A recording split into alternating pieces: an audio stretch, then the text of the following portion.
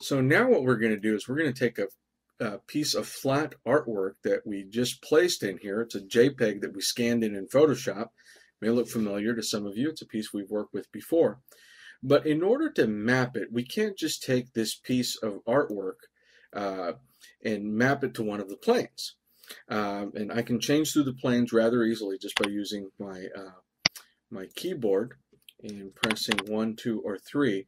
I can actually go ahead and change the plane that I'm working on just by pressing 1, 2, or 3 right there. As you can see, I'm pressing 1, 2, or 3. I want to map it to the third plane, or this plane that's right here, the blue plane. But before I can actually do that, I have to actually go in here and I have to trace this image. So I'm going to go to Tracing Options. I'm going to choose black and white. I'm going to make it very simple. Preview shows us what it's going to look like. It pretty much stays the same. So I'll go ahead and do Trace here at this point.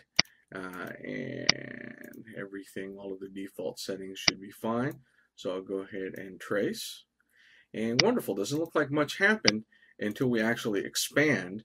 We'll leave all of the defaults here, and there we go. We've actually got a nice piece of artwork that's been traced and expanded. We've got all of these great handles here that we can go ahead and directly select should we want to. But in our case, that's not what we want to do. What we want to do is we want to go back to the perspective grid tool, and if you notice, there's a perspective selection tool. You can also use Shift V to access that rather quickly. What that allows us to do now is, depending on the plane that we have selected, we can actually map this piece of flat artwork to that area right there. So that is just great. So I'm going to go ahead to that second plane now, the one that's on the floor here.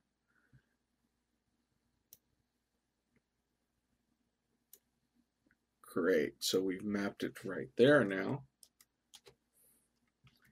If we wanted to map it to the first plane, and actually once again just grab it, map it. There we go. Wow, so that is just wonderful. And the other neat thing is that this does stay and actually go in here, and you can actually edit the different points on the rabbit right here, if that is something that you would like to go ahead and actually do. So you could just ungroup it, and then you've actually got different pieces here that you can go ahead and take and modify and work with. So, you know, just some really neat stuff that you can go ahead and do. But remember, it is key to take your flat artwork, trace it, then expand it, and then you're able to use this nifty tool, which is the perspective selection tool, to go ahead and map it to the appropriate plane.